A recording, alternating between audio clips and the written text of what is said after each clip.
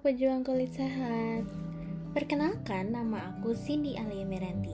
Aku berasal dari Fakultas Kedokteran Universitas Pajajaran. Pada kesempatan kali ini, aku pengen banget sharing-sharing ke kalian mengenai penyakit kulit yang prevalensinya itu cukup tinggi di Indonesia.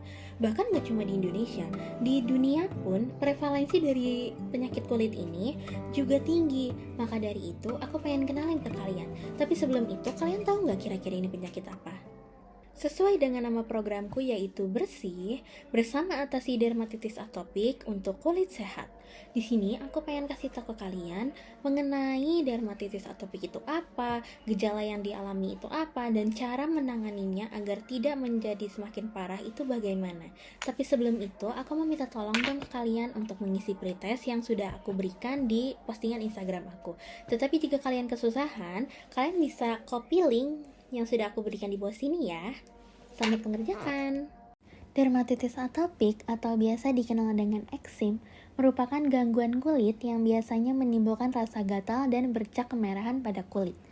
Untuk dermatitis atopik itu dia bersifat kronis, tetapi ada beberapa individu yang menderita dermatitis atopik hingga menimbulkan sebuah luka. Biasanya, keluhan ini muncul karena ada faktor dari luar dan dari dalam.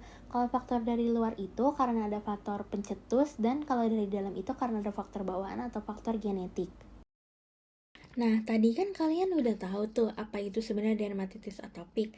Sekarang aku pengen kalian tahu juga tentang gejala yang dialami oleh penderita dermatitis atopik.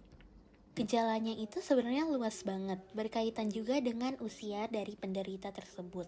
Nah, umum yang pasti terjadi itu adalah timbulnya rasa gatal. Yang kedua, terdapat bercak kemerah-merahan.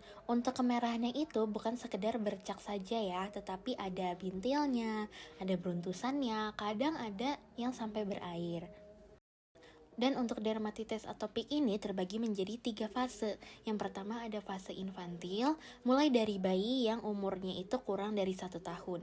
Biasanya kemerahannya itu mulai muncul di pipi bayi dan menjalar bisa sampai ke dagu.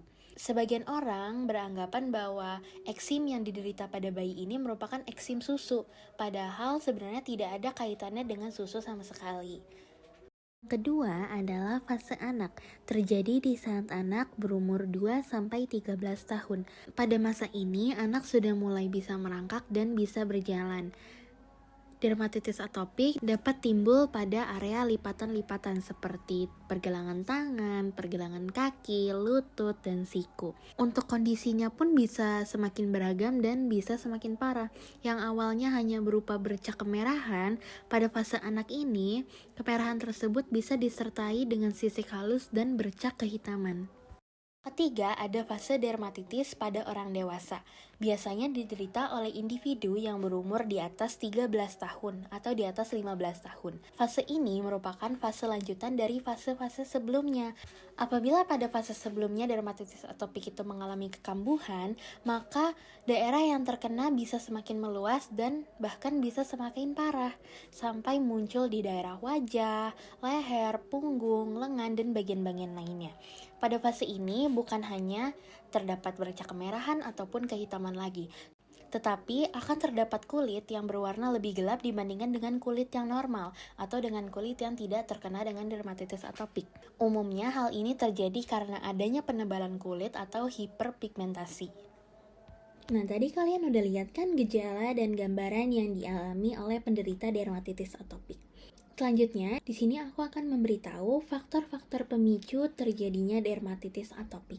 Seperti yang telah saya singgung pada awal, dermatitis atopik merupakan sindrom multifaktorial atau bisa dibilang penyakit ini dapat muncul karena berbagai macam pemicu. Pertama pasti meliputi faktor intrinsik atau faktor yang berasal dari dalam. Itu bisa berupa faktor genetik, sistem imun, dan stres. Mengapa sistem imun dapat menjadi pemicu terkenanya dermatitis atopik?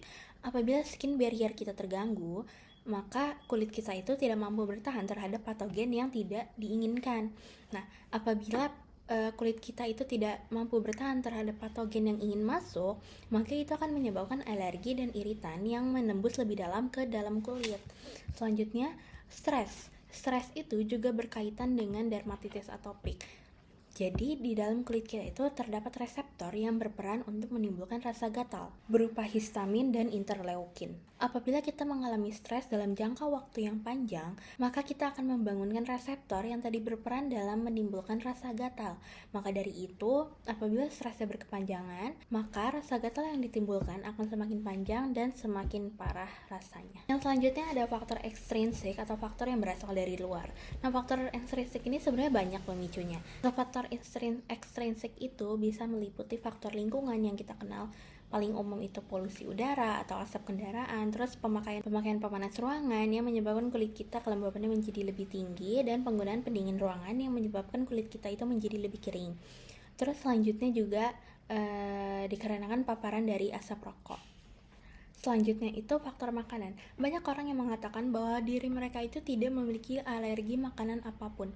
Tetapi yang umumnya kita ketahui, banyak alergi makanan seafood yang dialami orang-orang. Apabila seafood yang kita konsumsi itu tidak fresh atau tidak segar, maka seafood itu akan mengeluarkan histamin, di mana histamin itu berperan untuk menimbulkan rasa gatal. Contoh makanan yang dapat memicu reaksi alergi adalah makanan yang memiliki protein yang tinggi, termasuk dari susu sapi, telur, kacang tanah, coklat, dan ikan laut. Yang selanjutnya adalah faktor dari pembersih kulit yang kita gunakan, di mana sabun itu memiliki peran dalam menghilangkan minyak alami kulit, yang dimana minyak alami kulit itu dapat membantu menahan air. Dan juga sabun dengan pewangi itu memiliki pH di sekitar 9-10, di mana pH tersebut termasuk basa, menjauhi kata netral. Dalam kulit kita, pH normal itu berkisar 5 atau menuju ke netral. Dermatitis atopik terkenal dengan penyakit yang menimbulkan rasa gatal berkepanjangan. Apabila rasa gatal itu terus-menerus terjadi dan sering berkambuh-kambuhan, tentu saja akan menjengkelkan bagi kita yang mengalaminya. Bukan hanya menjengkelkan, melainkan untuk pengobatannya itu juga mahal. Maka dari itu, aku ingin memberitahu kalian alternatif mengatasi dermatitis atopik tanpa menggunakan biaya yang mahal dan bisa dilakukan di rumah. Yang pertama, kita harus memastikan bahwa kita mandi dengan cara yang tepat. Untuk cara mandi yang benar itu bisa dengan menggunakan air hangat saja, tidak menggunakan air panas. Karena jika menggunakan air panas, maka kulit kita akan kering. Itu akan menimbulkan alergi atau iritasi. Untuk durasi mandi hanya dilakukan selama 5 hingga 10 menit. Yang selanjutnya, gunakan pembersih yang lembut tanpa sabun. Seperti yang tadi aku bilang, bahwa sabun memiliki peran dalam menghilangkan minyak alami kulit. Setelah mandi, tepuk kulit secara perlahan dengan menggunakan handuk, jangan digosok. Setelah itu, biarkan kulitnya itu sedikit lembab, tidak terlalu kering. Setelah itu, oleskan pelembab kepada kulit dalam waktu 3 menit. Pelembab harus dioleskan dalam waktu 3 menit atau kulit bisa menjadi lebih kering loh. Setelah dioleskan, tunggu beberapa menit agar pelembab itu dapat menyerap dengan baik ke dalam kulit kita. Setelah itu, baru boleh mengenakan pakaian. Hal termudah yang bisa kita lakukan untuk meminimalisir dermatitis atopik adalah hindari menggaruk kulit yang gatal. Menggaruk kulit yang gatal itu hanya akan memperparah kondisi dermatitis atopik. Usahakan sebisa mungkin tidak menggaruk area yang terkena ya. Tapi kalau udah nggak tahan, bisa garuk daerah dengan lembut tanpa menggunakan sebuah kuku. Untuk selanjutnya, hindari mengonsumsi makanan yang dapat memicu alergi. Makanan yang dapat memicu alergi adalah tadi, makanan yang mengandung protein tinggi seperti susu, kacang tanah, telur, kedelai, dan makanan-makanan laut seperti kerang. Dapat kita lakukan adalah mengonsumsi makanan sekaligus yang dapat menjadi pelembab untuk tubuh kita dari dalam. Yang bisa kita konsumsi adalah pisang, yogurt, bayam, dan brokoli, cherry, apel, dan lain-lain. Untuk ikan bisa dengan mengonsumsi ikan sarden. Untuk cara mengatasinya cukup mudah bukan? Dan bisa dilakukan di rumah tanpa biaya yang sangat mahal.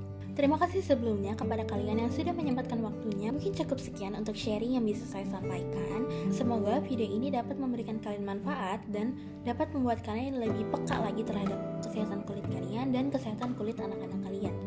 Sebelumnya, saya Cindy Alemiranti dari Fakultas Kedokteran Universitas Padjadjaran pamit undur diri. Salam kulit sehat semuanya. Terima kasih.